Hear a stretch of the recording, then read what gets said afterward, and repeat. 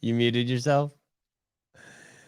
Yeah, unless you want to hear these announcements. Let me tell you, Amanda, that is not the longest. Where's the longest minute ever? My wife will tell you about the longest 2 minutes ever. She has to deal with it all the time. The longest minute ever. Uh-oh. My wife will tell you about the longest 2 minutes ever. Oh, shit. Do I have an echo? Oh, my goodness. Oh, my goodness. How's that? Better? Yeah, I'm not letting Dave come on until all of you sign up for my newsletter. That's not Dave. You're right. It's Caleb. Sorry to disappoint. At 10 a.m. this morning, when I thought we were going to go on, that was my fault.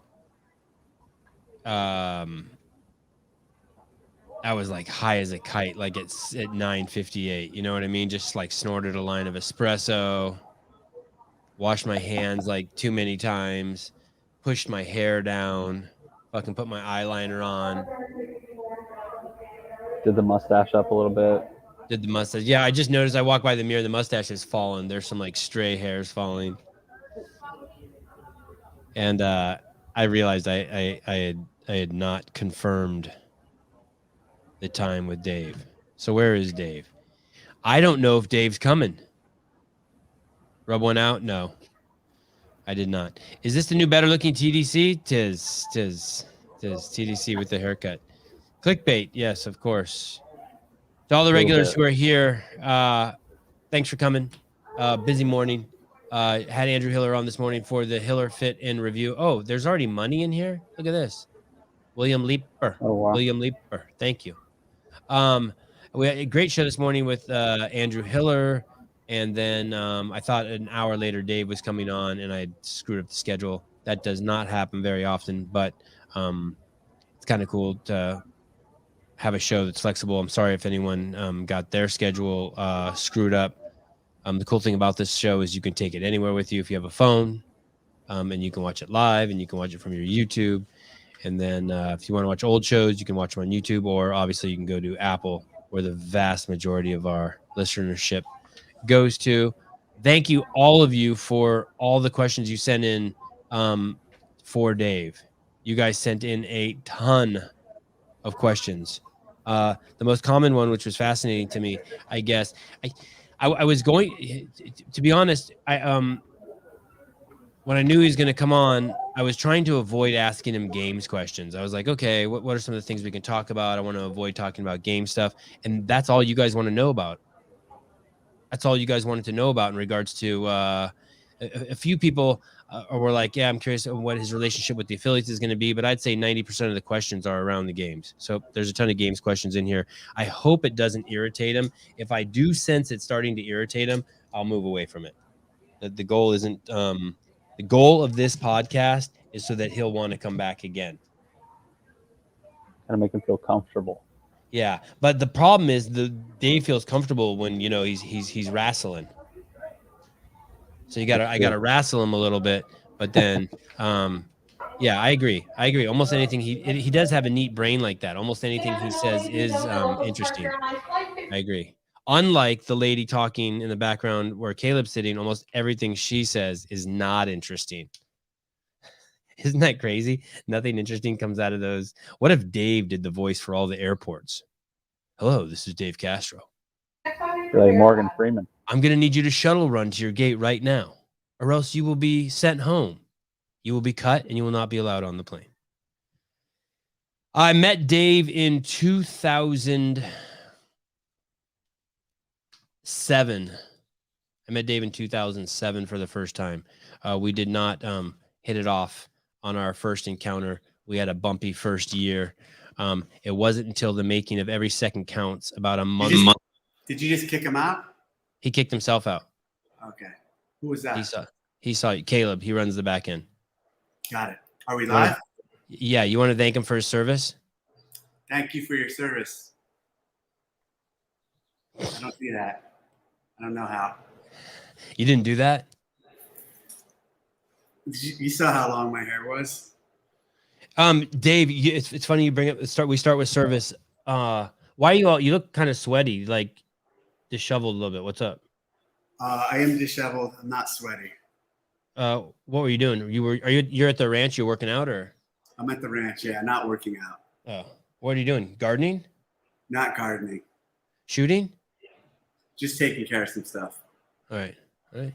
No reason to be so secretive. This is an interview. You have to be vulnerable. You have to talk. You have to open up, and then that's how this shit moves forward. Thank you. When I worked at CrossFit for 15 years, and when I was let go, it was kind of like, it was like a shakeup in my soul and my being and my identity, right? Because I viewed myself as an employee of CrossFit. When you were let go, did you trip? Was it anyway similar to when you left the military? Like kind of like your identity took, like, I mean, I don't know this. I'm projecting this onto you. Like your identity takes a little bit of a tailspin, or like you feel like you're floating in the clouds for a minute, even if it's just for a few days or a week. No, I didn't feel that. I was surprised. I didn't see it coming for sure. You didn't see it coming at all. No. Which is crazy to me, because when I think of you as like my Nostradamus friend. Like if I had a question about the future, or like what you thought about something, I would ask you. Well, the biggest reason is I hadn't talked to Eric for over 3 months. So like to think that the first time I talked to him, he's going to fire me when he hadn't been around for so long, that part, like I wasn't thinking that. It didn't make sense. And we had a pretty good call right when he stepped away three months prior. So our call 3 months prior had no indicate. Actually, that first call, we talked about the future and some other things. So no, I didn't see it coming. Wow, that's a trip. You hadn't talked to him in 3 months. And then the first time, or however long, 2 months. And then when the first time you talked to him, it's like, hey, Dave, what's up? The company's moving forward without you. Literally the first time you talked to him? Basically, yeah. Wow, that's amazing. Okay. I don't think I felt that what you're talking about, what you're describing, partially because, right away there was a lot of community support, and the sentiment was really not like positive towards the decision, but more supportive of me. So that I kind of, you get caught up in it's easy to get caught up in the positivity, or to let yourself follow the positive narrative rather than getting sucked into the negative of the moment and the situation. How about when you left the military? Did you feel that, like a loss of identity a little bit? No, I think in the later years, I felt like I lost the identity. In the beginning, what I mean by that is as I've grown further away from that community, I feel that I want more connection and attachment to it. When I first got out, I didn't really care. I was ready to be done with it. And what I mean by that is I didn't care. Getting out was the right thing at the time because of my opportunity with CrossFit and the opportunity I had to take care of myself and my family financially and professionally. It was a very unique position I was in. And I'd been working for CrossFit 3 years already while I was still active duty. So the decision to get out and actually continue, does that $9.99 go to me or you? Me. Is everyone seeing that, or are we the only ones seeing it? Everyone's seen it. I put it up there to show off. Okay, got it. Let's talk about the split of this call's financial after I get off the call. So, two things with my transition out.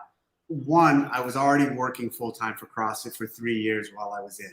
So it was really just churning off an email, stop reporting into the Navy, and continue doing the exact same thing I had done for the previous 3 years. I told someone recently who was like, "Oh, it's telling another SEAL, Carter, on a rug." I don't know if I've even ever told anyone this. Not told anyone. I've told people, you probably know, but on a podcast. The 2009 games, I was programming from Afghanistan. And a lot of people don't realize a seminar, you know that. I know you know that because you were around that. Seminars, I was scheduling and staffing from Afghanistan. And so I had done one last deployment overseas with some friends to kind of just like, before I knew I was going to get out. It was actually 9 when I got out, not 10. I say 10 often, but it was late 9.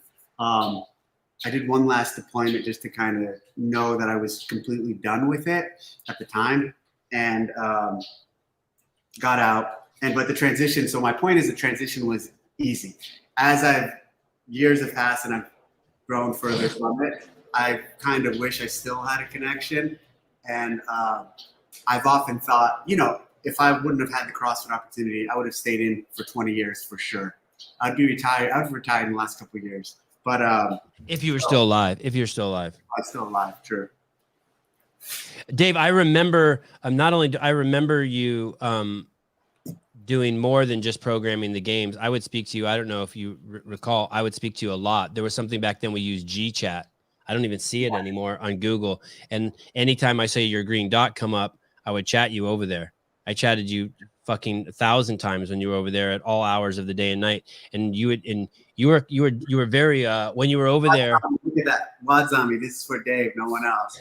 You're the man. I'll take $5 to him today.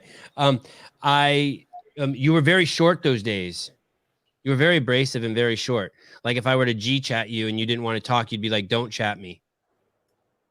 And then I would just wait 12 hours and I would chat you again. And I'd be like, hey, what's up? And we would talk some work stuff. And then that would be it. We chatted a lot. Like every day we chatted while you were deployed. You were working. Like we would do work while you were deployed. Yeah. I don't like talking about that stuff, as you know, but while I was, it was busy. I wasn't there that long, just a couple month and a half, maybe. It was a quick trip. We were busy and we were on a night rotation. We'd sleep through the day and work at night. And so that was short. Yeah, for sure. You know, one other thing I remember from that is I was reading Good Calories, Bad Calories through that trip. Oh, who, Taos. Yeah, Gary Taos. Good book. You still live by it? I wouldn't say I live by it. I would like to revisit it again. I'd read it again. Put towards Dave's haircut fund, $20. So the impact of leaving the SEALs was sort of helped because you already had another identity. You were building it because you've been at CrossFit for 3 years. I'm not going to let you out to the hook of what it felt like to be fired, but I want to go back to this one other idea here real quick. You said right there that you, I remember when you came, you wanted to distance yourself from that stuff too. You never wanted to talk about it. Like you never wore camo shit. You never, you never did any of the SEAL shit. You stayed away from, basically talking about it. The exact opposite thing that we see a lot of other SEALs do. But then recently I see you, not recently, in the last 5 years, I see you like doing fundraisers for like Navy SEAL Foundation, being more vocal.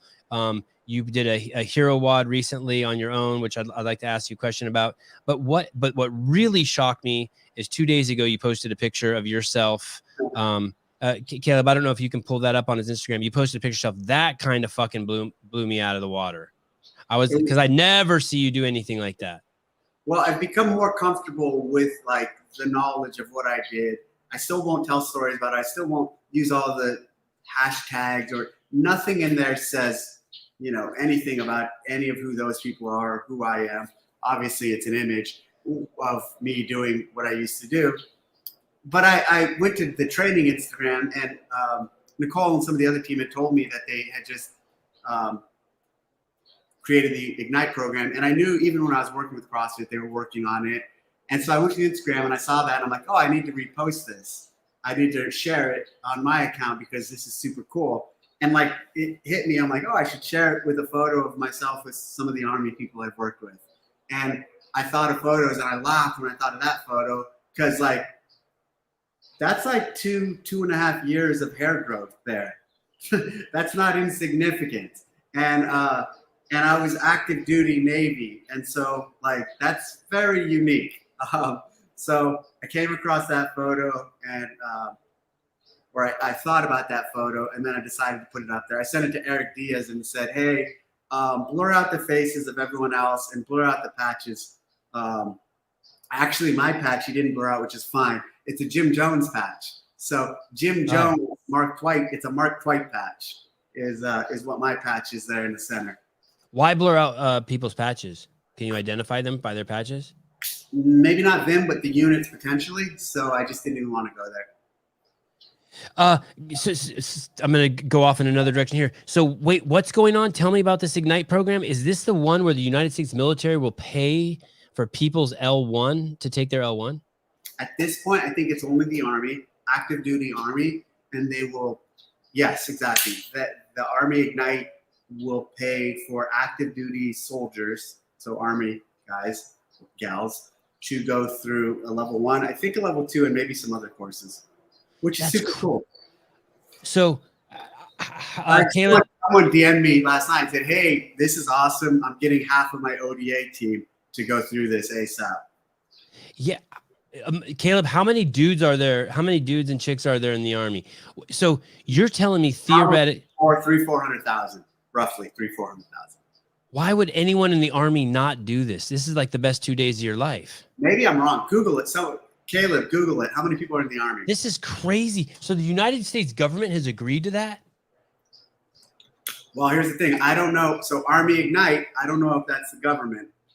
Okay, so I was close. 480. It might be. I don't know what it is. Either way, if you're in the Army and you don't take advantage of this, you're crazy. Is this easy to do, or is this like 37 pages of paperwork? Do you know? Like if you're in the Army? No idea. No idea. Oh. I got to dive into it. Okay, but theoretically, if it works, if you're in the Army, you can go take your L1 for free. The U.S. government will pay for it. Yeah, and the way I read the description, I got to talk to the seminar team, but it sounds like they'll also, if you get enough guys, they'll send a team out to you and do a seminar. So let's say you have 30 guys who will do it. Best use of my tax money I've fucking ever heard. Best use of my tax money I've ever heard. Going to sending soldiers to their L1. That's awesome.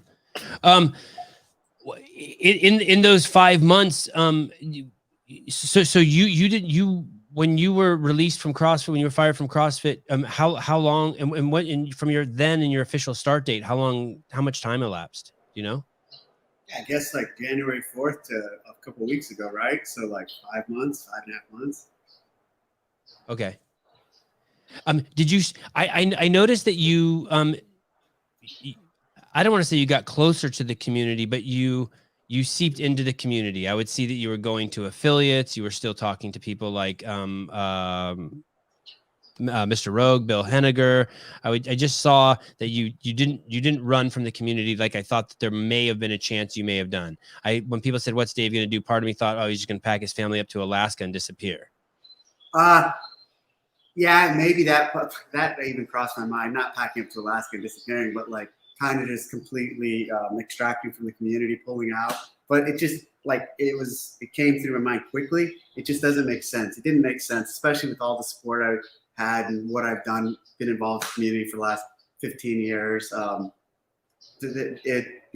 part of the community, regardless if I'm working for CrossFit or not. And that's what I realized quickly. Like I could not work for CrossFit and still be someone in the community. But if I would have asked you that, I think before or let's say the week you got fired or a month before you got fired, I said, "Hey, imagine you got fired." You wouldn't have imagined that probably. What changed? Was it an ego thing? Like you let your ego down, or what changed? What made you realize that like, hey, even if I'm not going to work for HQ, I'm still going to be a part of the community? I mean, honestly, I think it was like the massive support that I was receiving from the community, from staff, from trainers, from seminar staff, from affiliates, from members in the community, from athletes, like just across the board. You name a section of our community, there was a large amount of support coming from that section of the community for me. And that was it made me feel appreciated and still welcome and wanted in the community. As your friend, I know this, let's not use that term too much anymore. Let's okay. As your former colleague and acquaintance, I don't like to use insider information, but in an interview, I like to play just stupid so everything runs smoothly. But I think it's fair to say, from what I know of you, that you saw the CrossFit Games as your like the guy who's been working on his 57 Chevy in his garage for fucking 27 years. It's everything fucking to him. You know what I mean? I saw it as a child for sure. 100%. He scours the earth to looking for that one knob so that he wants to build a 57 Chevy exactly the way it was in 1957. He's even looking for the exact thread that was used to seam the seats together. The difference is the dude didn't give birth to the fucking 57 Chevy. Right. The 57 Chevy existed 30 years before he came around.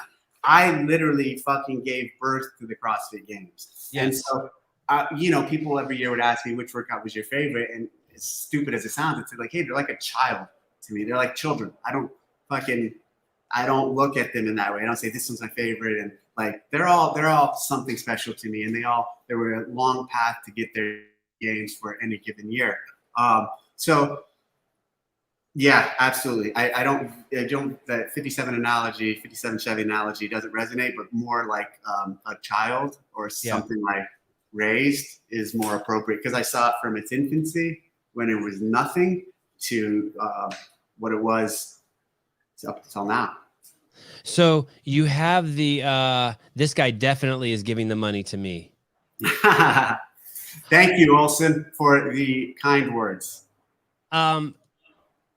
So when you have that taken from you, you have to be tripping, right? Because you can't take any of it with you. You must have been tripping. And I want to tie that in with, did you think, was there ever a point where you thought that you were gone 100%? Like you're like, oh shit, I'm gone. Like, did you ever accept it and surrender to the fact you were gone? Or are you like me, I'm still kicking and screaming at the front doors?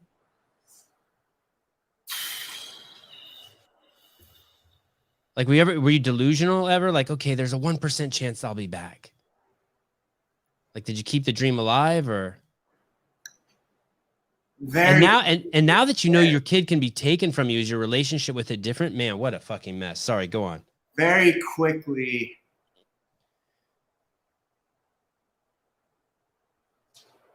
I knew there was a chance I could be back. You did? Yeah. So, like, you had a clue?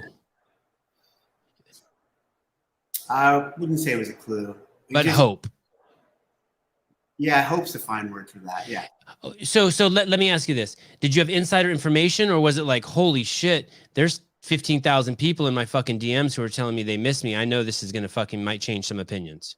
More like that. Okay. Yeah. Okay. You're like, oh shit. Like, you thought the concert was over and they're outside clamoring for an encore. Yeah. Talking with my affiliate owner of 16 years, they mentioned that nobody reaches out to them from HQ, but they seem hopeful that Dave was brought back for the new role. I'm definitely glad he's back. I had some concerns with that. Michael, send me contact info for your affiliate, and I'll reach out to them today. Is that where Dave at CrossFit? For now, TDC at CastroRanch.com.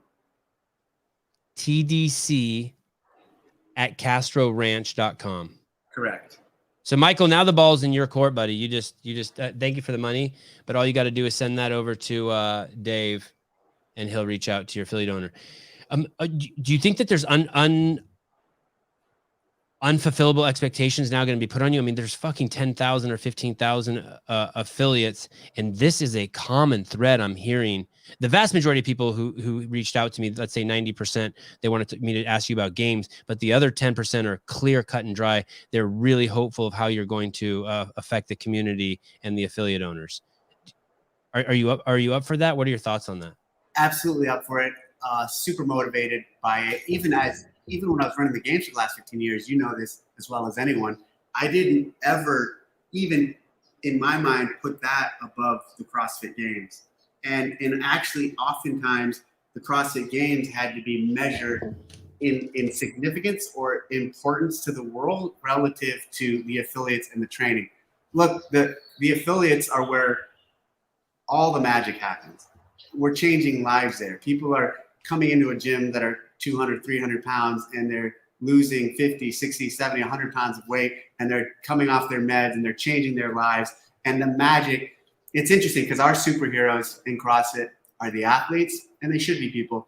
They should be inspiration for a lot of people. But the true superheroes, the true fucking superheroes of our community are the coaches in the gyms, and the affiliate owners who give those coaches the power and ability to change people's lives. Those are the superheroes of our community, and they don't get the credit or the attention they need.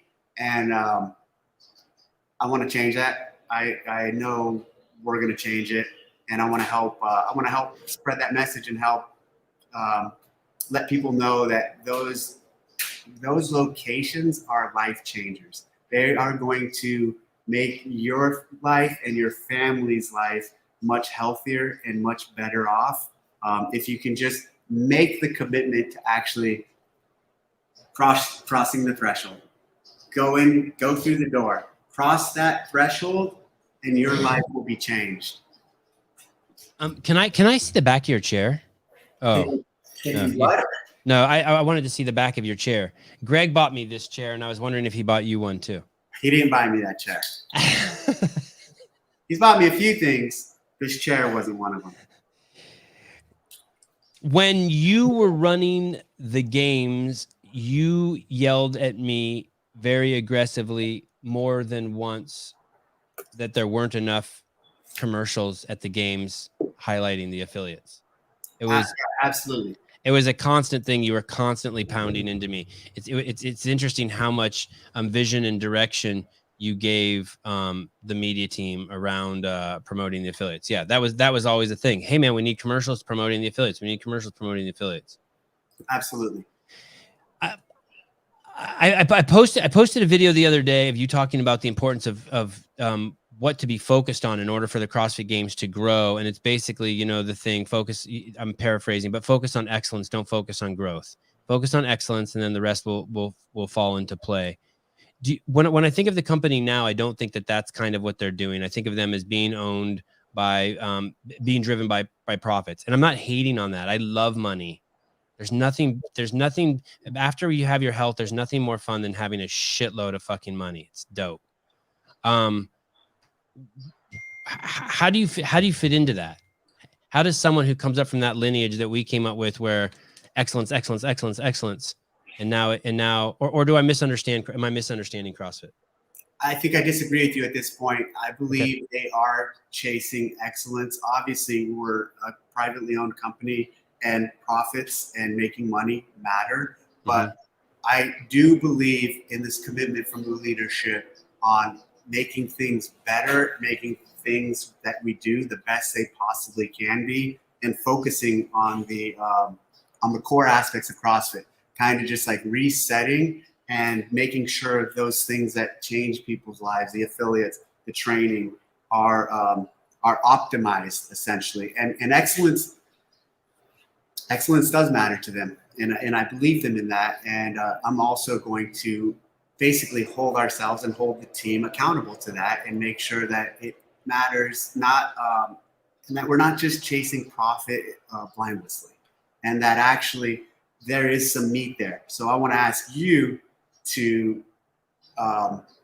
watch for that, respect that, and understand I don't think they want us to completely sell out and completely just chase money at all costs. I do believe in them, and I'm trusting them, going to work closely with them, and we're going to do these things to kind of re-solidify and reestablish that quality, and all of those things make a difference and matter to us, and it matters to them. But also at the end of the day, there are going to be a gap. There's trying to also make money. And it's like, so when trying to make money, you just can't fucking let that be here and quality come down here. But let's keep quality high, and also let's try to run a profitable business. There's nothing wrong. There's no error in having a perspective where we're trying to focus on our core, keep quality high, and make money. Yeah. That's a respectable business, right? Well, I do know that when I worked there, all of our colleagues everyone deserved to get paid twice as much as they did. And I don't like to use that word deserve, but man, people were fucking committed. And I believe that way. It bums me out when people say affiliates charge too much for $100, $200, $300, $500 a month, because I don't think any affiliate owner or coach should be making less than $250,000 a year. The ones who are out there carrying, which is the vast majority of them. And I think the vast majority of boxes are amazing. I think if you were to look at the quality of police officers, and I don't mean to pick on police officers, quality of school teachers, quality of attorneys, and put them up against the quality of gym owners and gym coaches, the gym coaches and owners dust them. I think because I think most of the people are passionate about their jobs. So okay, we'll watch that. And I'm glad to hear you say that. Who do you report to? You want to know what I almost said to that question? I almost said, instead of watch it, I almost said trust me. And I learned this a lot from Greg, and it stuck with me. But never fucking don't take trust me as a response, because that's the most shallow and empty. Like, no, I need more reassurance. Maybe not even reassurance, but I just trust me is such a shitty thing to say to someone. It's like, let me give you either direction, like watch. And that way I'm not asking you to have like, I'm not putting it on this notion that I'm going to make it happen and you just have to trust me.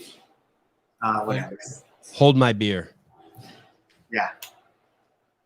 Who do you report directly to? Right now, Allison. And Allison is the CEO. Yes. Okay. So for those of you who don't know, that's like a really good sign. That's like a really, really good sign. So there was that concern I had too, that you were just being brought on for, it was a stunt. Maybe, okay, so check this out. Maybe there's some people who want it to be a stunt, or some people who think it's a stunt. Not Allison or any leadership. I'm not talking about that. This is not a fucking stunt. And I do not view it as a stunt. And I am here to help contribute and help make a difference and help advise and help guide and reach out and be involved in the community. And like, there is no aspect of the other pieces too, is like, you know me, like I'll create and craft and expand or modify and adjust the role as needed. So I'm not, so it's not a stunt, but yeah, it's not a stunt. Can you please convince my wife to help me and let me open a CrossFit gym? Oh, bro, that's your problem. You got to do that. I'm not getting involved in that. Or send me $50 and I'll help you. Dave, what's your opinion? Jorge Martinez, results specialist. Hey, Dave, what's your opinion of Andrew Hiller? Do you know who that is, Andrew Hiller? The guy who's been making all the videos that have been critical of, he's been giving feedback on judging and yeah, I know. Way to put it. Obviously, he came onto the scene this year in a very vocal way. What's my opinion of not much of an opinion of his content, because I haven't consumed any of it. I don't look at it. Of his existence, of what he represents, it is 100% necessary. And what I mean by that is, in sporting world, and even take a look at Stephen A. Smith, the shit he says about athletes or coaches or sports, and he's paid $15, $20 million a year by ESPN to do that. He's highly critical of people. He's highly critical of athletes. He's highly critical of performance. He's highly critical of refs. All of the best sports commentators are. And this notion that our sport should be absent or free of criticism means we're not yet a big time sport. So like to part of the process of being a major sport is criticism. Criticism of the athletes, criticism of the process, criticism of the organizers, criticism of it all. And so like when people were critical of me, I was like, this is fucking good. This is it. This is part of sport. There's going to be people who love me and there's going to be people who hate me. There's people who love Dana White. There's people who hate Dana White. Nobody hates Dana White. Nobody hates Ultimately, they're all following and contributing to the sport. So for the sport, which is ultimately, when I've had these discussions internally for a long time, the entertainment wing of CrossFit, the sport is entertainment. That is 100% necessary. Is he going to make people feel uncomfortable? Fuck yeah. Does Stephen A. Smith make people feel uncomfortable? Fuck yeah. It's fine, totally fine. And not only is it fine, it's also necessary. Are there people who don't want it at all? For sure. Because they have their ideal image of the sport, their ideal of the CrossFit Games is this box, and it's their comfort zone, and Hiller's outside of their ideal. Your ideal is your ideal. You got to get used to fucking your way of things not being the only expression of it. So like, Rich, I love you, brother. Anyways, he just threw me out my game. So, those Just the guys, expression and criticism and Stephen A. Smith, and it's like, hey, we've arrived when we have people like Hiller. yeah, It's a sign that we're in growing. a very verbose way. Yes, exactly. Hey, I mean, I got hated on 15 years ago, all the way up until now. I still get hated on. Whatever. Right. It's just Right. part of it. Right. If it bothers you, don't listen to it. Right. But it's part of sport. It's part of the community. So take the entertainment and the sport wing out. I'm not saying that's the only place it happens. Let's take it back to affiliates and training and the community. That's such a large, interesting, unique place for people to come together that getting hated on there even happens. So it's just life. It's just part no of it. one hates Rich. So that's not true. You didn't even miss a beat. You didn't even miss a beat. And so back to Hiller. So it's super unique what he's done. Again, I think it's necessary. Is he going to piss people off? Yes. I kind of wish Hiller was around during my reign, because I think he would have been fun for me to kind of tangle with. Yeah. So that would have been entertainment for me. Do you think it's a mistake that people push people away like that, as opposed to sort of lean into it? Okay, so push away or lean into. No, I don't think it's a mistake that people push him away, because there's going to be people that he upsets and really fucking pisses off. Those people can push him away, but they have to accept that he's there to stay. So pushing away or leaning into are just different strategies, really strategies how to approach what he's doing. Really, though, it's more of I'm kind of coming from this perspective of acceptance. He's there. Right. He exists. He's not going away. One strategy is push him away. Another strategy is bring him in. That's just a personal approach. Eli says, I'm coming to the Street Parking Fitness Freedom in a couple of weeks. Thanks for opening up the ranch to the community. Thanks for coming. If you would have still worked at CrossFit, would you still open that up to street parking? I think so. No. Fuck no. No, I couldn't have. If I'd have still worked at CrossFit, I'd be programming the games right now. And like July timeframe is like massive testing for me. This whole place would be just fucking in full speed testing mode all up until the games. So are you in mourning? For the game stuff? Yeah, the game. Are you in mourning because your baby is no longer your baby? So the way the baby was pulled from my grasp was not cool. I do not appreciate that. I had a plan and a vision to eventually let the baby go that was accelerated and that was forced on me. I don't appreciate that. I'm not obviously not ecstatic about how it happened, getting fired. And then, and interestingly, I didn't even care about getting fired. It's like, fuck, now I can't program the games, or now I don't have the games. That part was like, this sucks. So they should have just taken your paycheck and kept you. Hey, I bet you would have done it. Oh, program the games without getting my paycheck? Fuck yeah, I would have done it. I know. That's what I mean. They could have just totally just bent you over. Okay, go on. So are you in mourning? That's the question. I'm not in mourning at this point, no. I don't know if I was ever in mourning. I was just like, okay, well, this sucks. That's where my head was. This sucks. I got the games pulled away from the programming of the games pulled away from me. I had this vision. I was going to program to 20 years, and then I was done. So 5 more years of programming. And that's where my head was in coming up to this, even leading to this for the last year. I'm like, okay, I don't want to program them all. I got 5 more years of programming. I'm going to make this landmark of 20 years of programming and or with this personal goal. And then I'm out. And now I'm not in that mindset. I wasn't out of CrossFit, or I wasn't out of the running of it, but I was just completely out of the programming of it. Honestly, and that acceleration process, the way I had modeled it in my mind, would have started would have initiated a grooming process. And so in that, this year, more so 16 and 17, I would have started teaching and bringing someone up to take over the programming, giving them more responsibility. And then the 20 would have been the final, and then completely turned it over. So the grooming would have been 2022, 23, 24, 25.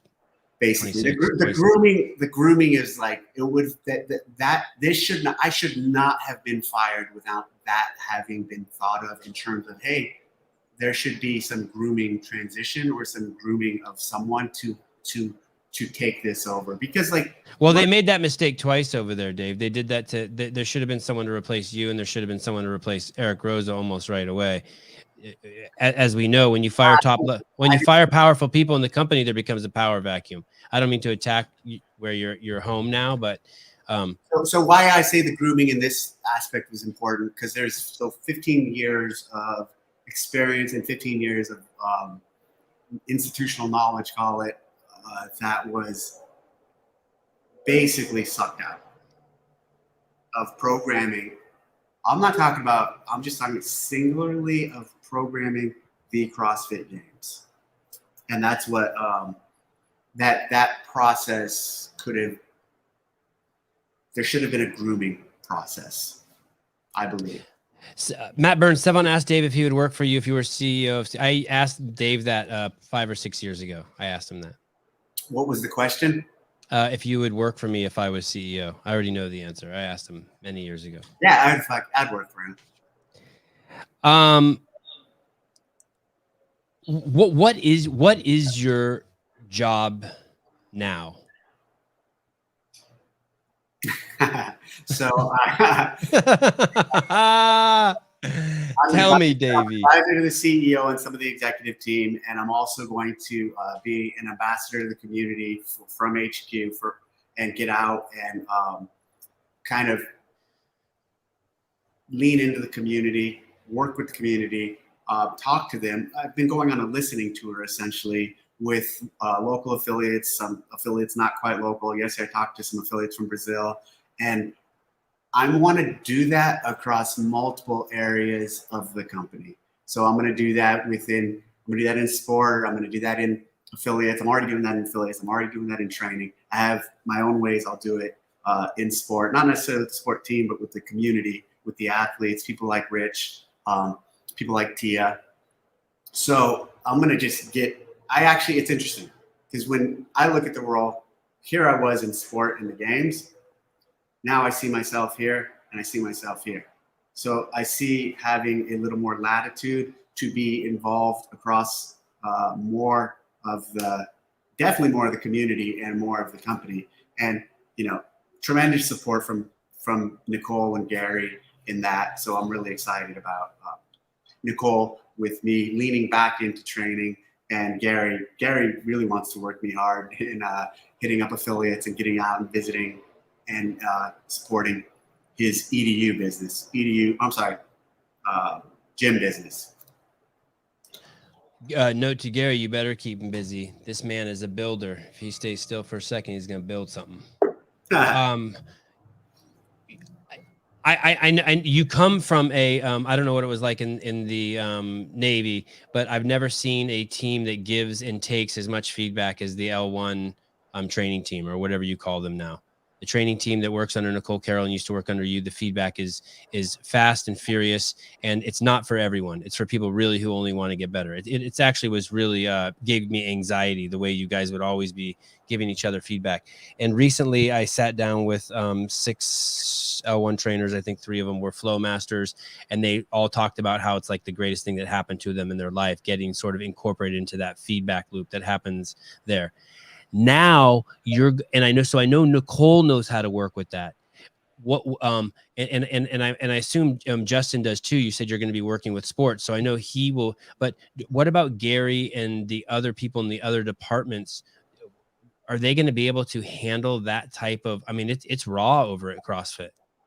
It's raw what you guys do. the constant What's the feedback question? loop. I understand the question. Are they going to be able to handle you? Are they going to be able to handle the feedback you're giving? Would you have to, I mean, it's a different landscape. Are you going to have to change your protocol with how you engage with them versus how you used to engage with me or Nicole or with Justin? I mean, things were very high level of communication, not a lot of wasted words, very, you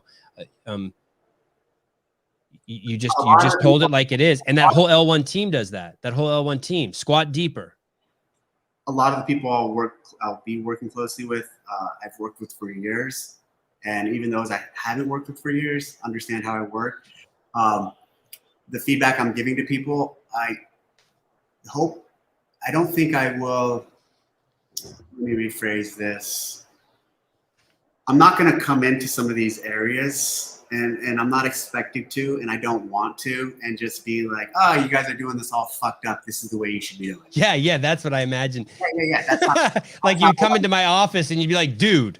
And I'd be like, what? That's not what I'm being asked to do. And that's not okay. what I'm looking at doing at all. So I don't think it's as big of a problem as maybe, not a problem, but as an issue as you were making it out to be. Okay. Well, for people who want to get shit done, I give it to you completely as a compliment. There's a question here I forgot to ask you. Just a small that's to advertise my coffee sponsor, Paper Street Coffee. That's how Where I are get they out of? New Jersey. Guy gets the beans and brews them and roasts them himself. Really, I don't know if people know this. I don't watch your podcast, but you're really sophisticated with your graphics and shit. Thank you. I appreciate it. And my guests to match my guests. Can you go back to that picture again one more time? Sorry, Dave. I don't mean to bug you about this picture. So are these not SEALs right here? Were these Army guys? I have it in my notes. What was Dave doing with those guys right there? I was in Iraq on a little deployment. They are Army guys. My caption says the guy to my right is a Navy guy. And then the three others are Army guys. And why are you with Army guys? Just a little unit breeding, kind of make two groups work together who traditionally didn't have who didn't work together too often. So that's not a SEAL team I'm looking at. Two of us are SEALs, the other three are not. And what are they? They're like Green Berets? Something like that. Oh, Davey, I can't know what you're doing today, and I can't know who these guys are. Hold on one second. Let me see if Caleb knows. Caleb, you know who he's with right here? You know what's going on here? Do you see anything that I don't see? No, I think I Googled it one time, and they just said, like, Dave Castro with ODA or something. I have no idea. What's ODA? It's just a Green Beret unit, I think. I don't know. Oh, so Michael Levine, Delta. Here we go. Davey. Come on, Davey. You can't hide. Can't hide from the group. His name's Mitchell Levine. Oh, Mitchell Levine. What did I say? Michael? Yeah. Whatever. Let's just go in hard now. We've 48 minutes. Let's get over the softball questions. That E. coli article that Mourning Chalk-Up wrote, and I choose these words very carefully. How did that make you feel? Oh, I mean, it was fucking a lie, right? And not good. I was like, okay, so I see the angle here. 2 weeks after I'm fired, they're gonna fucking say that I disregarded fucking. You know me better than anybody. If anyone says anything's dangerous, take that fucking thing off. I don't want to look at it. Take it off. See feedback. I can see Caleb. He's like five times a day, every day leading up to those events. I'm asking Danny or his brother or J-Mac or anyone, hey, what are the water conditions? Are we clear? Are we clear? Are we clear? And they'd always be like, yep, we're in communication with the officials. And if they said the water's not good, I am not like, oh, fuck that. Let's put them in the water. My swim is more important. I could give a fuck. Like, hey, I'm actually like, I don't want the fucking responsibility of putting the athletes in water and getting them sick or having something happen, because who's it going to reflect on? Me. So that's it was ridiculous when I saw it. And I have a lot more to say on it. I might not right now, but I might say eventually. The other thing too is, you know, when we swim in one year at Santa Monica, the teams had started, and it wasn't actually Santa Monica, it was Manhattan. And the lifeguard comes over and he goes, "Hey, the teams just started. We just saw a shark about like a couple hundred yards down the way." And I'm like, "Great, let's pull the swimmers out." He's like, "No, you don't need to pull them out." And I'm like, "Well, what about the shark?" He's like, "It's not an issue. If he starts coming back, we'll shoo him away." And I'm like, "You'll fucking shoo him away." Like that's your safety protocol. Shit. The lifeguards are like, "We'll shoo him away." And yeah, he's like, yeah, it's not an issue. I just wanted to give you a heads up. We'll let you know if it becomes an issue. And like, that's what I mean. Like right there, I was like, okay, cool, pull them out of the water. And the safety people were like, no, keep them in. But this notion that like I'm so arrogant and so like maniacally gonna continue on with my event, that I disregarded that is ridiculous. And the crazy part is how many people knew it was a lie from our team, from my team, and like, yeah, I mean, everyone, it's not true. Hey, it's those same people. How lucky are people like Rich and Matt and Tia? It's that same mindset that you're accused of protecting athletes from drug tests when it's the exact opposite. You would have loved to have just ended the event if there was E. coli. You would have loved to have ended if a sharks. And I remember you were like, if one of these motherfuckers is doing it, I'm catching them. The protecting of athlete thing in terms of drugs is ridiculous. And I think you told me that Hiller, he asserts that, right? He says that HQ protects their stars. I would go out of my way to fucking make sure Dan Bailey and Rich and eventually Matt and these guys who are the best were tested. And we were testing all the time. And like I said, we'd go out of our way to make sure those who are the stars are tested on a regular basis as much as we, at the time, fiscally could have, meaning whatever our budget was for testing. If I had my way and we had an unlimited budget, we'd be testing them every few weeks, and more and more and more athletes year round. Do you even get the logic of protecting them? Like they would think. I never even understood their logic. I do get the logic. What is the logic? It's this. When Rich retired, people were like, "Oh, you just lost your biggest star. You guys are fucked." And I'm like, "Hey man, like Rich retiring does not matter at all. Like the next person will come in. The next athletes will come up. The sport is bigger than any one athlete." And it's the same with Frazier. When Frazier retired, it's not done. When Tia retires, it's not done. So people think because of that we are leveraging these individual athletes so hard and propping them up and want them to carry us and to carry the sport. And actually, and so we need to protect them because we can't have our best pop because then we couldn't have that person carry us. That's not the case. We could catch Rich Froning. We could bust Rich Froning. He's not. It would be a stain on the sport. It would be embarrassing for him. Again, let me rephrase that. He's not doing anything, but we would all move on. The sport. Yeah. Can you use Matt's name as the example? I would, but I don't want to get destroyed on Rogan again for no reason. I like it when you laugh. I can see Caleb laughing. Someone told me that the reply button on .com has been broken for a month. Can you have Dave fix that? Can you put that in your notes?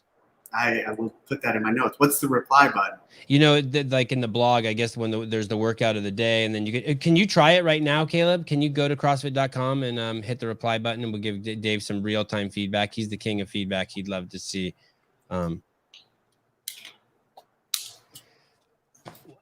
Have you been asked by any? Since were you asked to program any of the semifinals? No.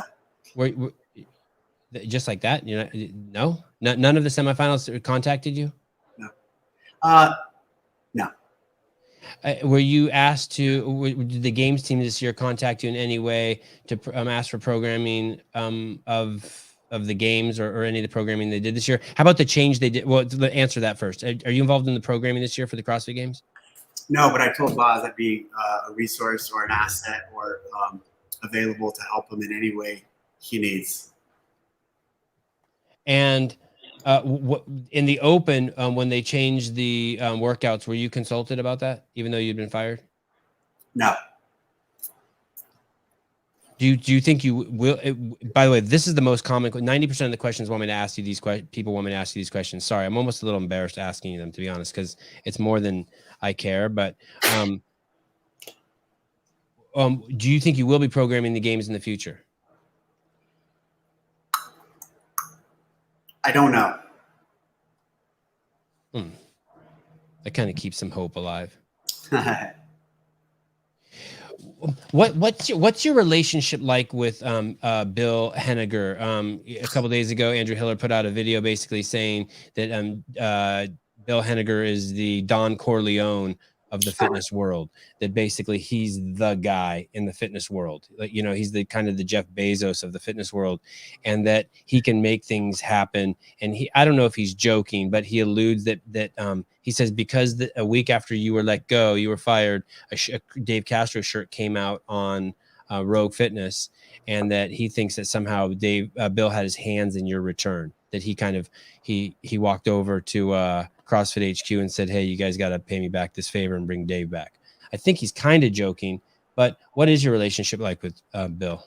It's really close. We're good. It's good. We're really close.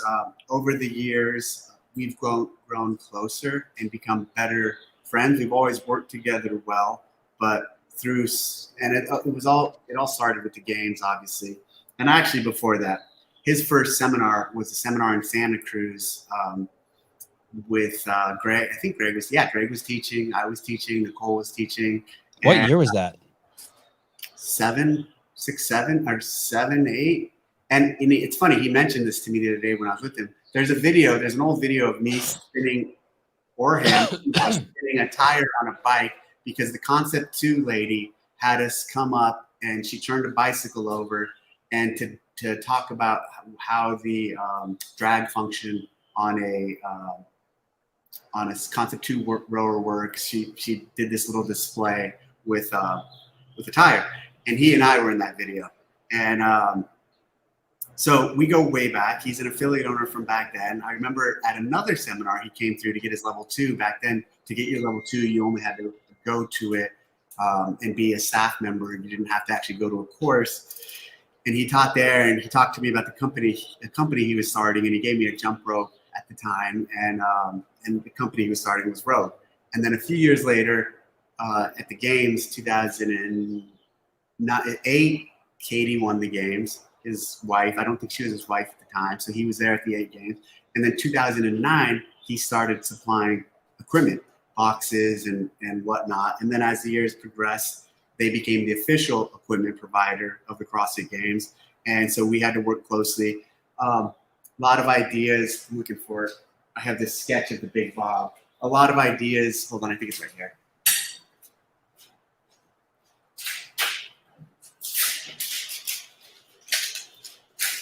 A lot of ideas over the years I'd come up with, and I'd sketch and send to him, and then he would come back and he'd make it happen, or he'd have some ideas. So this, on a flight once, this is like the original sketch of the Big Bob. I sketched this out.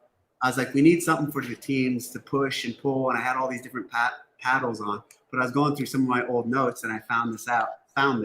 And see, it says here, it says, hold on, where here? Oops, wrong side. Here it says push. Here it says pull. And that's like, so I sent him this image or this sketch, and that's how he made the Big Bob. So we had a great relationship over the years in terms of gear and then executing the games. And he's had some great ideas for me. Specifically, you know, the rulers, he really pushed. The rulers and the standardized floor, he pushed years before I had bought into it. And then finally I was like, yeah, that is a good idea. And so he made that happen. But I think ultimately, around the time I was made CEO, and Greg was, he's still on the company at that time. he kind of really leaned in and started, he gave me a bunch of good advice, and he stayed in contact with me, even through the Greg thing before I was made CEO. And through all of that, it helped really, it almost took him more from a friend, just a friend relationship, to more of, I started viewing him as a mentor and someone I could bounce ideas off, bigger than just the games, and get a good perspective and good guidance on. And when I say someone, I view someone as a mentor, no, that's uncommon. I almost fucking fainted. I felt myself get like warm when you said that. I got uncomfortable. No, that's uncommon. There's very, very, very, very few people I view or think of as mentors.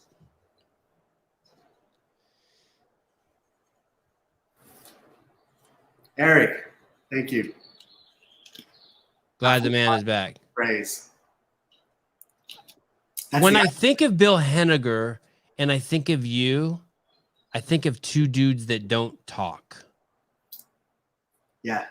I mean, that's a pretty fair assessment. I don't think people realize that about me either. I don't know. Maybe they do more now than before. I think people think like I really want like the limelight all the time and I want to be talking all the time. You know, that's not the case. So here's the thing about you and Bill. If someone doesn't talk to you, you don't talk. You don't need to say hi. You're not big into salutations. You're not big into those, like a lot of those formalities, you know? And in all the years that I saw Bill Henninger at the games, I don't think I ever saw Bill talk unless he was spoken to, even though he was the king dick. Like he just basically stands there and shit just happens around him. And I don't think is a bad place to be in. No, not at all. So when I see, I kind of trip when I see that you go to Texas, and when you go on these trips and you go to ranch, is it just the two of you? Yes.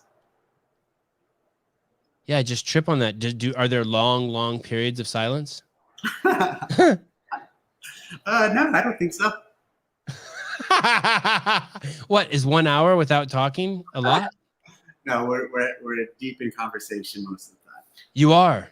Yes. Wow, what a trip! What a trip! Let me know. I don't like to leave home, but let me know next time you go. I won't say much. I just want to I want to watch that. I want to watch that go down. No, you guys can't call in right now. Don't get crazy. No one get crazy and try to call in and talk to Dave. I will let you know. Yeah, let me know, please. That would be great. Wow, that's crazy. Do you have any other mentors? Fuck. Intellectually, I think Greg has been a tremendous mentor over the years. Like the way he's made me think of things, think about things, perspective. Because, you know, like there's nobody in the world, I don't know a lot of geniuses. He is one of them. And right.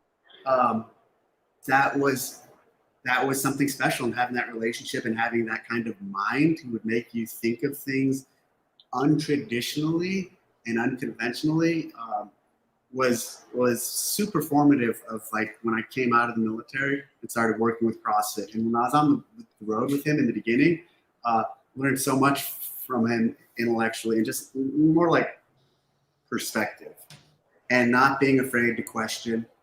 And that's funny.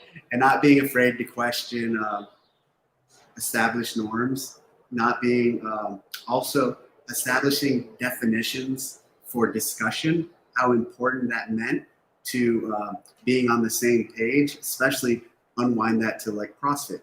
When we say fittest, when we say the fitness, or when we say, you know, we think we have the fittest, or we are claiming the fittest, we're titling the fittest athlete in the world.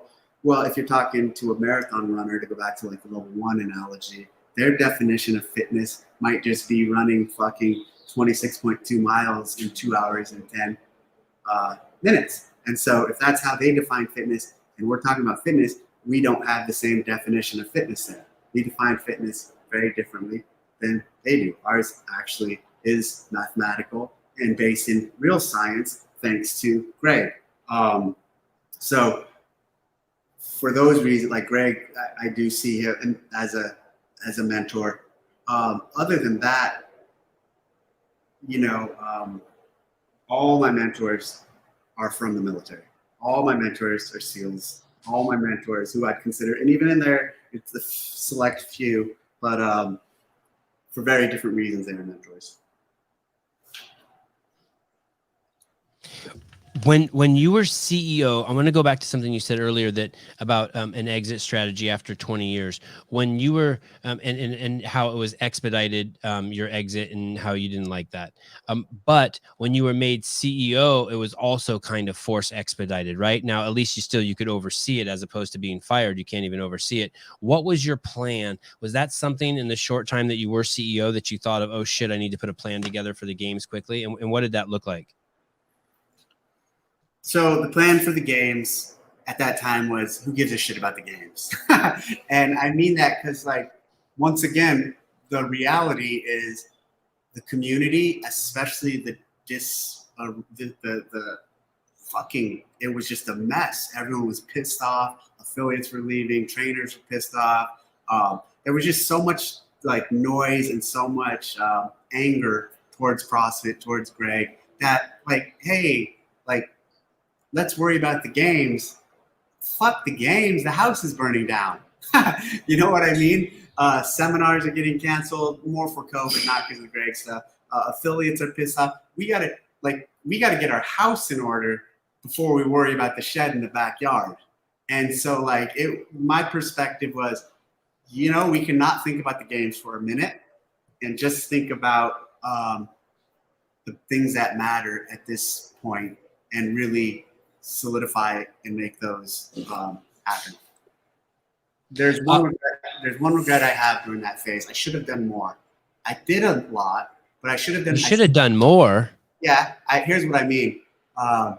So about a month into it, or maybe in a few weeks, I knew the sale was going to happen. I knew Rosa was going to come in, and there was still like a few weeks, 3 or 4 weeks of just like. People knew I was the CEO, but I knew Rosa was coming and the world didn't. In that period, I kind of just, as respect to Rosa and the transition, I kind of not shut down, but just chilled out on new things. I should have fucking crammed a few more new things in. Good things for the community. Of course. I recently watched the Tahoe events from 2011 and 12. Bill made a comment that he wants to bring manufacturing jobs back to the U.S. Much respect. I've heard him say that many times back then. Good stuntman Mike. That's really cool. You bring that up. Yeah, Bill's a boss. Tommy Rodriguez. This is for Dave's Whiskey Fund, not for Sevon. Glad you're back. Thanks, Tommy. Okay, I'm gonna be respectful. I was gonna crack some mom jokes your way, Tommy. No mom jokes. No mom jokes on this show. When you became CEO, you immediately contacted me, and the entire media team had been fired for 2 years, and you had said to me, "Hey, start putting the media team back together." And I said, yeah. Absolutely. And I don't know if you remember, I know you were juggling a lot, but we were going to rebuild some of I wanted to rebuild some of the old things. And you're like, hey, don't be stuck in your old ways. It's okay to build old things, but fucking let's do some even better shit. And you were like, really driving me. I want you, don't get comfortable and just do what we were doing.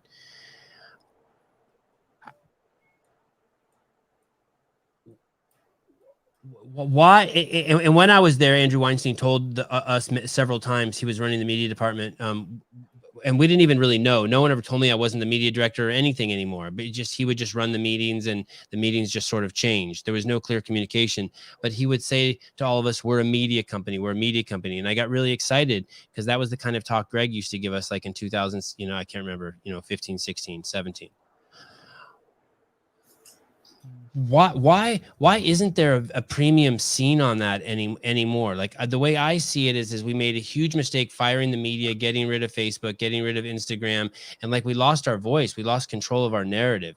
And why isn't there in the last 2 years? How come the Journal hasn't been brought back to the front? How come how come it's not the OTT hasn't been launched on Apple TV? There's millions of people have been trapped at home for the last 2 years. We saw Netflix and Amazon explode. How come CrossFit's, we were a media fucking empire. We were running the fucking fitness shit. How come in the last 2 years, no one's, and still to this day, all of that stuff, it would be relatively cheap just to push the old library up to the front. How come that, or do you just disagree with me completely? Do you think that's just, I mean, I'm open to you thinking it's stupid. No, I don't disagree with you, and I don't think it's stupid. I think it's absolutely something that should be continued on, something that we should be doing, and something that in the past couple of years, arguably under Eric and this last year and a half, we didn't do much of it. But as you've noted, I mean, Greg turned it off. I don't mean to blame Eric, but Eric could have turned it on. Let me finish. Okay. So I'm going over the timeline. We didn't do much of it under Eric in the last year and a half, and we didn't do much of it for the last 2 years of Greg. Right. And so you said we didn't do any. Yeah, Greg turned it off. It's been dead, and then it continued to be dead.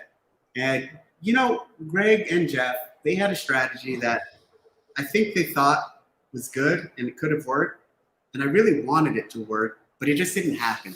And that was this notion that like the world will tell the story for us better than us, and we don't have to invest in it. Part of the world being like Mourning Chocolate, like they're going to get out there and they're going to tell the story of affiliates, and and the community is going to. The thing is, no one can do it like us, and no one will do it for us, and no one has the reach that we have. So to some degree, letting others do it and continuing to support people in doing that, and if they did it more, that would be great. But the problem is they don't, and they don't. And they won't, and we actually shouldn't think of others as the home for doing stuff that spreads the word for our community out there. So we should be grasping that, we should be running with that, and we should be doing more of it. I think we'll get there, and that's one of the things that I really want to drive is we should get to that point again. The world still does it. I look at people's stuff like the Paul brothers stuff, and it's like it's still like grassroots I mean, they're killing it with grassroots media. It doesn't even have to be highly polished stuff, as you know. Do you think, I'm sorry to put you on the spot kind of here, do you think that that I'm doing CrossFit a disservice with my podcast? There were like 111 comments the other day, and the one I focused in on interesting was the negative one. The guy was very gentle, but he basically said, "Hey, dude, don't you think like shit talking and the criticism's a little harsh? Like, do you really think things are getting better? Maybe are you trying to sink a sinking boat, or are you trying to help a sinking boat?" The kind of what I'm paraphrasing what he said, and I took it to heart. Like, oh, that's a fair question. So, like I said, I don't watch your podcast. Right. And by the way, people, he's not lying. He does not watch. People in the comments are like, yes, he watches Hiller stuff. He does not. You have to know Dave. He does not consume media. Okay, sorry. Go ahead, Dave. This style of media. Here's the thing. To that point, I've never watched. That's a lot. I can't say I've never watched a podcast. There was one podcast I have ever watched, and that was your very first one with Greg Glassman.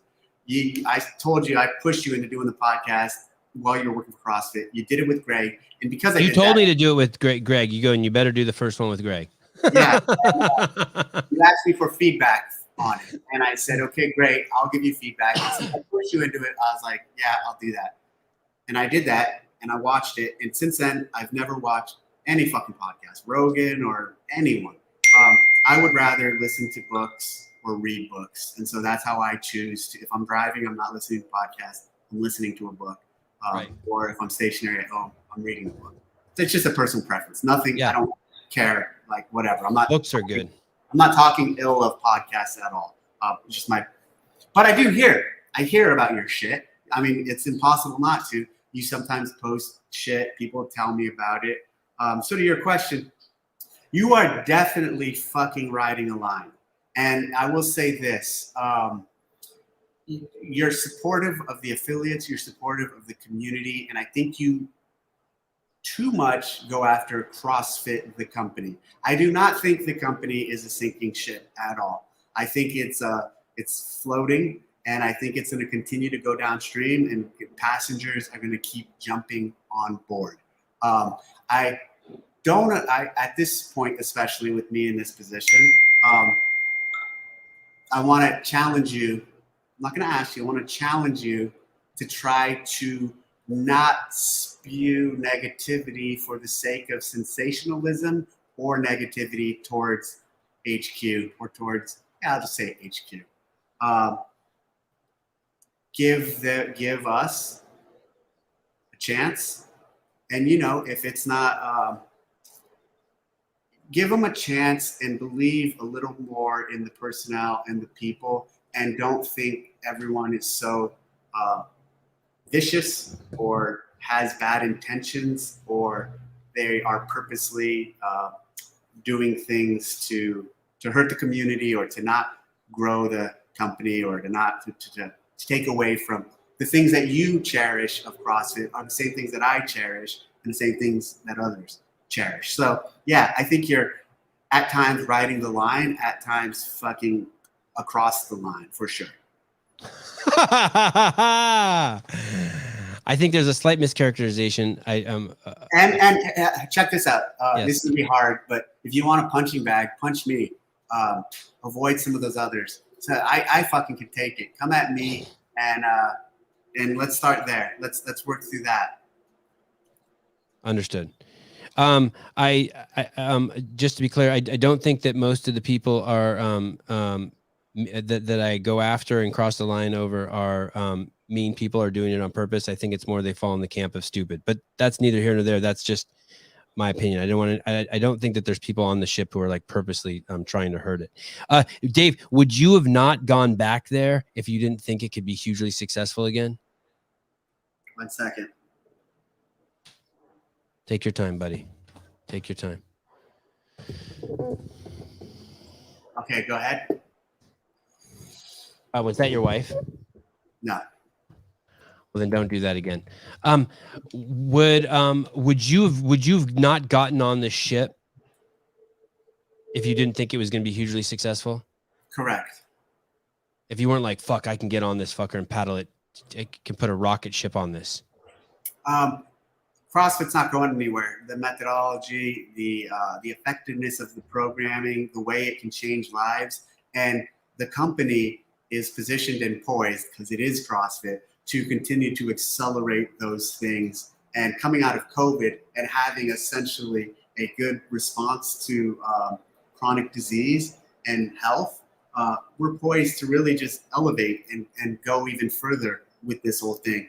And it would be a fool's play of me, born out of ego, for me not to have re-engaged in this beautiful thing that I've built and been a part of for 15, 16 years. And I say it would have been an ego, because it would have just been my ego against, like, well, I got fired, I got canceled. A few people have said I got canceled. I don't know. What do you think of that characterization of it? Of getting canceled? Yeah. No, I can't even think of, no. Okay, got it.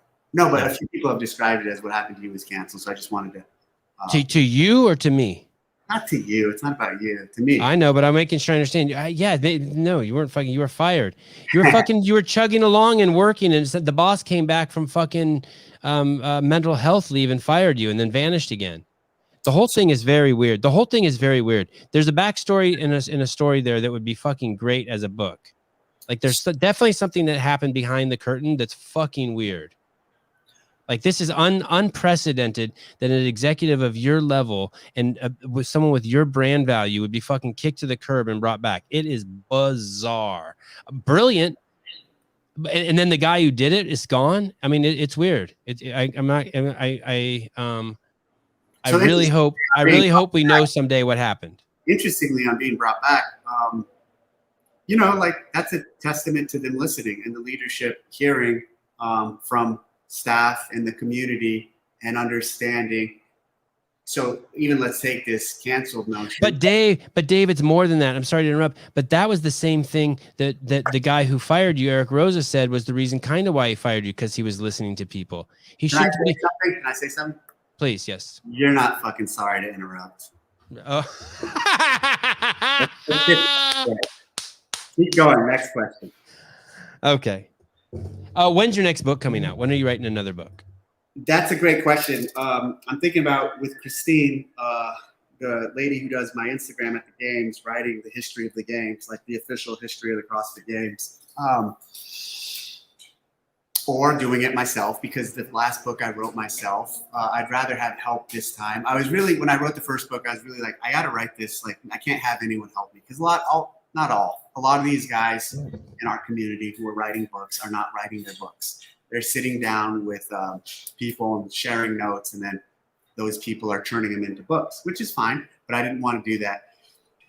I wanted to write a book. Now, writing a book, it was also more of a journal, so it was much easier to do than writing a book from scratch and having to research, because I just basically chronicled the path. So whatever, it was a loaded way of doing it, even though I said I wrote my book. Thank you, Matt. New name for the podcast. Not sorry to interrupt. Oh, and I thought of something.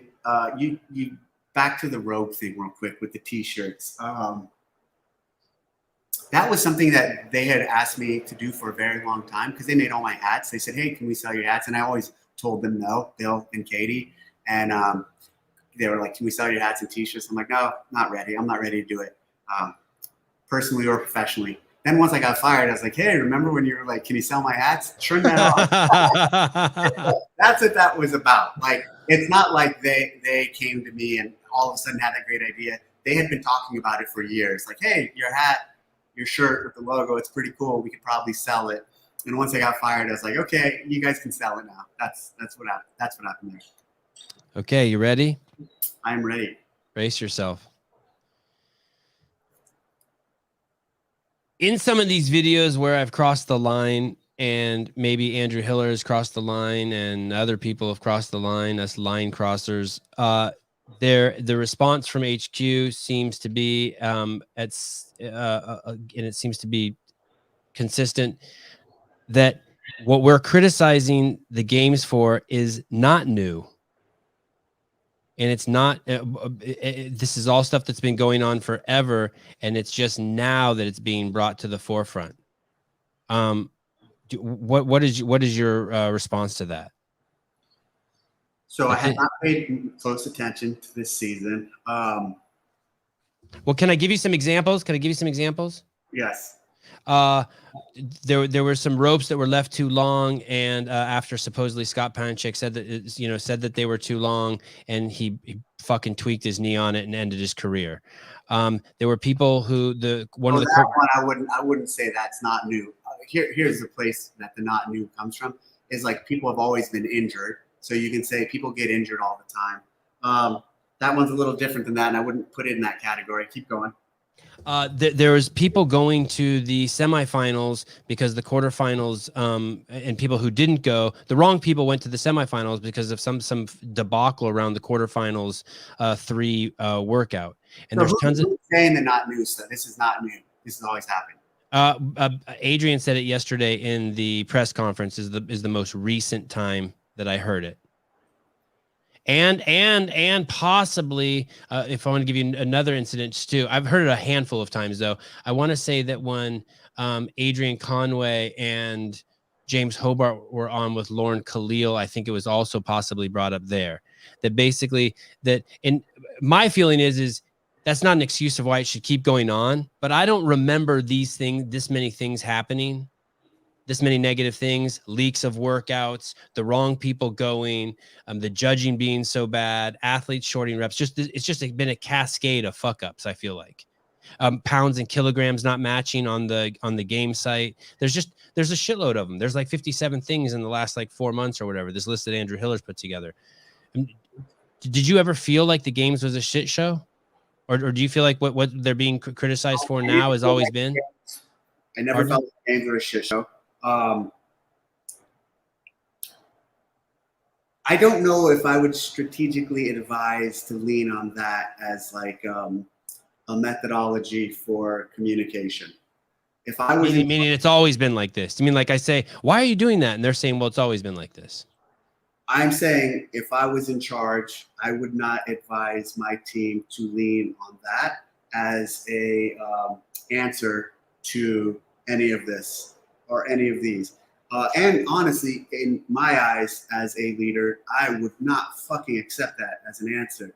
Hey man, like then if it's always been like this, why the fuck haven't we fixed it? Why haven't we learned? Why? And I'd have to see this list of 54 or whatever you're talking about.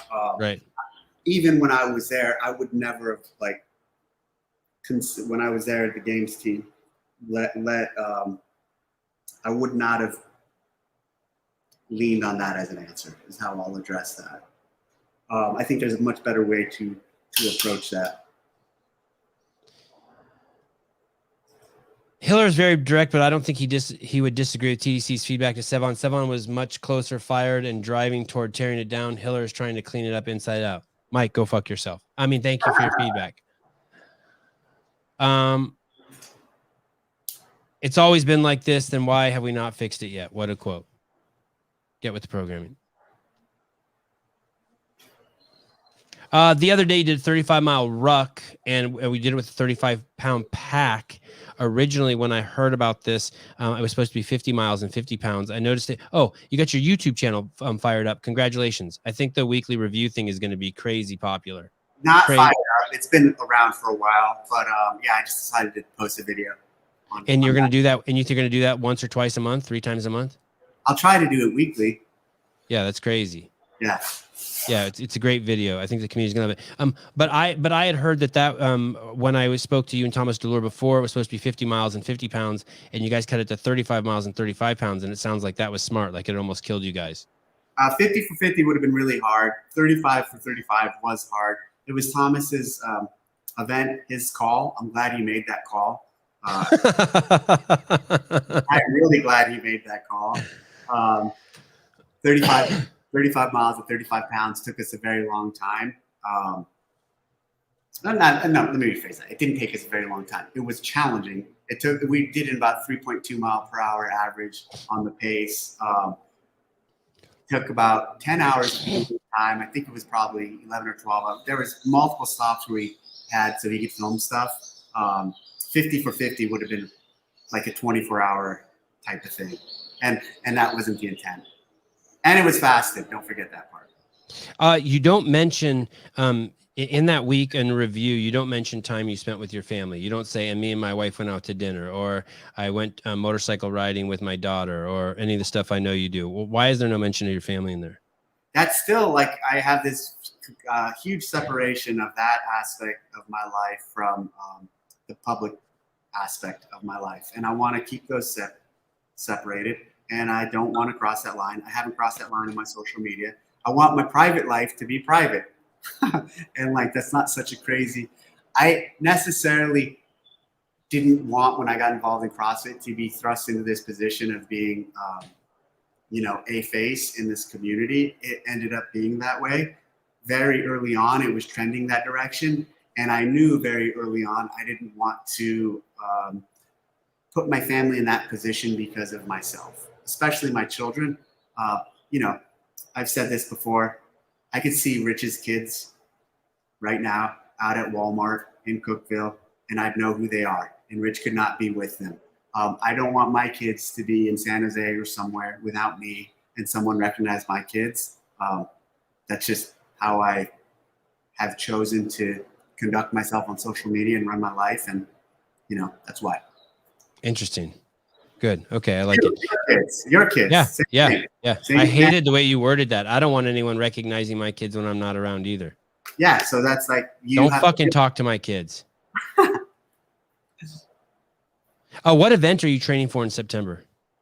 There's this sniper. It's called the Sniper Adventure Challenge. And it's a 2-day competition out in Wyoming, shooting competition, a partner competition, where there's land nav involved, and there's rucking, and there's shooting drills, and there's other tasks that you have to conduct and do over the course of 48 hours. Okay, here comes the doozy. I know you're about to fucking kick me to the curb. That's why I've sped up my cadence. What's your message, advice, guidance for us to drive forward and grow as affiliate owners, as coaches, and separately for the greater community? That wasn't my question, but since you paid $8, you get to ask it. Do your job inside your box exceptionally well. Be a great trainer. Be a great caretaker of your athletes or your clientele. And that's the best we can expect and ask of you. And that will help the whole thing grow. If you're changing lives within your box and you're pursuing being the best possible coach and, again, caretaker that you can be, you're doing everything you need to do to grow as an affiliate and to drive the message forward and out, and supporting the greater community. Because the more members you have in your box that are thriving, the more they're going to share with the world and their family and friends specifically that there's some magic here at CrossFit. And that's how we can really impact communities and grow the methodology and grow the brand. You guys do that on the ground. We have to do that nationally, globally. We have to get the message out. That same message of what you guys are doing on a local area, we need to spread it on a national and global level. When commonly, well, I think Greg originally said that. Right. Yes, of course. Yeah. Yes. Adrian Conway might have said it today, but Greg originally said that. No disrespect to Adrian, who's a good friend. Yeah, and Adrian would definitely give Greg credit too. Yeah. He did a great job commentating. He's a great guy. Was he on the L1 team? Yeah. Yeah. He's fucking the man. When I was fired, there was a 5 or 6 month period where I kind of went a little bit underground. I was basically just completely recoiled into my kids. You were nice to me. You made sure you kept reaching out to me. There were a couple of you who worked there who made sure I didn't just disappear forever. You would encourage me to do a podcast. It was you and Matt Souza, my wife, who kind of you could say mentored me to do that. And you went the extra mile, which kind of rocked my fucking world, and came to my house and let me interview you in my garage. And that's what started up my podcast. And that really rocked me. And it got me going for a little bit. And then I fell off the boat again. But it was definitely the spark that got this whole thing going. The fact that someone from that part of my life still believed in me. And I appreciate it. And in that podcast, there was I thought wanted to go back and dig it out and actually play the clip, but I didn't. And I'm sorry, and I do mean it this time. You basically said that when the mob sort of came and attacked HQ, when there was all of this fucking noise being made on the internet, and it was all around these comments that Greg had made, we got to see how those around us behaved in a time when the house was on fire. And I can't remember exactly the words you said, but you said, you saw how people behaved, and you made a note like, okay, I got it. Check. This most recent time that you were let go, you got to see that again. You got to see people's action and behavior and mindset and verbiage when you were fired.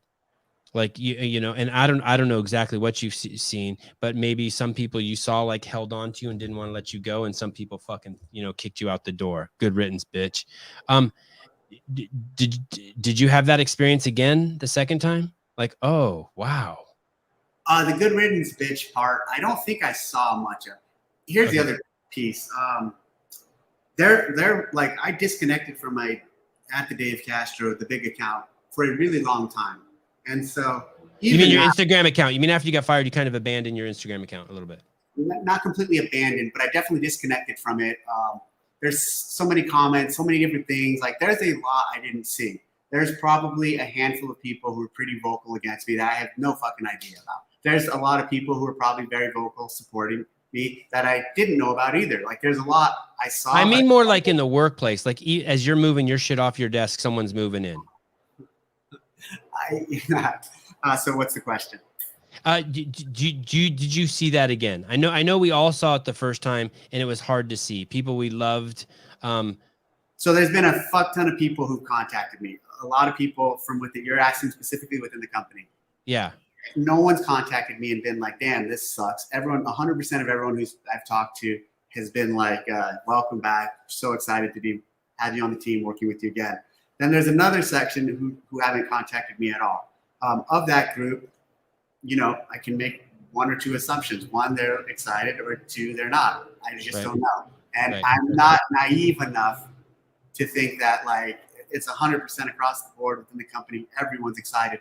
And of that cohort who didn't contact me, that 99% of them are, even though they haven't reached out. And I'm not asking them to. I'm just stating the state of affairs. So that group who hasn't reached out to me, I can't assume that all of them are excited about this. not an idiot. I know there's a good number who are not. Is that 50% of that group? Is that 20%? Is that 80%? I don't know. And frankly, I don't care. But I do know there are people who are not happy. And, you know, that's part of life. Do you know why they're not happy? Oh, I mean, like, I'm like a, I'm not a fucking saint for one. I'm a polarizing figure in application, in action, in experience. Meaning, like, yeah, I've worked with people working with me haven't always had a great fucking. Let me say this: I'm not saying I've ever yelled at anybody. I ever like take it to that level, but I'm very demanding of people, and I can hold things and people to a really high standard. And oftentimes that can be very uncomfortable. And there are people who don't like my approach to leadership, my approach to communication. And I'm not saying it's criminal or negligent or wrong. I'm just saying it's very different. And it's easy for individuals not to resonate with them and therefore not to like me. So, yeah. Are you going to the CrossFit Games this year? That's a great question. I don't know. Look, there's a bigger chance now because I'm back with CrossFit. But that you have no idea how fucking hard that will be on me. Meaning, I fucking created and ran that thing top to bottom for the last 15 years. I took it to Madison. I made the decision we were going to Madison. Like, there's so many, and all those little things I'm saying right now are going to be amplified by a fucking 1,000 when I get there. Like, my handprint is obviously all over that. So being vulnerable emotionally, it'll be, I don't know, because emotionally it's going to be a huge challenge for me to go there. And, you know, I've said for years, hey, I don't go to any of these, and this is true, I don't go to any of these CrossFit events unless I'm running it or it's a local event. I'll go to a local event because they're small enough and, you know, I'm showing support to the community. But something like I don't go to Wadapalooza. I haven't gone to Bill's event. I don't go to Dubai Fitness Challenge. I've never gone to any of those big ones. And now the first big one I go to will be the one I created, and I'm not involved at all. It's a lot to ask of me, and I don't know if I'm ready to. So I don't know. Everything you said makes perfect fucking sense. I don't know how you could do it. I don't know how you could do it. The next question is, if I'm not there, it's nothing against the team. It's nothing against Adrian. It's nothing against J-Mac, Heather, all the people running the event, Danny, Billy. It is nothing against them. If I am not there, or it's nothing against the community or the affiliates or the CrossFit team. Of course not. Of course not. If I'm not there, it's because of my own, like, I need the space. Like, I can't, it's my issue. And if I'm not there, I can guarantee to you, I won't be watching it either. Ooh. No, but it's not like I'm not saying, I understand. I understand. It's just, it's like, it's me. It's my thing. I understand. Is it more like someone dancing with your daughter, or is it more like someone dancing with your wife? I really appreciate you coming on, dude. Crazy. I hope I did you proud. I know you always do me proud. I know fucking people love you to death. And I hope we can do it again soon. And let me know. And anything I can do, I appreciate the feedback. Anything I can do to help you, anything that you need from me, I will do to you and do for you. Anything you want me to stop doing, I will stop doing. I have no issues. You've been always a great leader in my life, and you've taught me a lot of things, amongst them all integrity as a man. So thank you. And hold us accountable, hold us to task, hold us accountable, but don't go into the dirt to do it. Okay. And some of the individuals, you know, let's discuss, if you're willing, I'll discuss things and issues with you free. Okay. Okay. and we can have. And if there's something you want to blast CrossFit for, talk to me. Okay. And, I'll come on and talk to you about it. Now, that being said, on the sports side, fucking do what you need to do, because once again, that's entertainment. And Right. I would never tell Hiller to stand down. I wouldn't tell you to stand down of the criticism of athletes or of the sport or of programming, because that is exactly what that's there for. Like it isn't what's happening in the gyms. It's not that special. It's special in its own way, in a different way, but it's meant to be criticized fundamentally. And let me ask you about this then real quick. There's only 3 minutes. This will take 2 minutes. How did Nicole Carroll survive all this? How is she doing?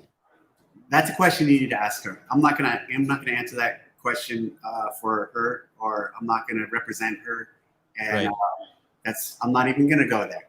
Okay.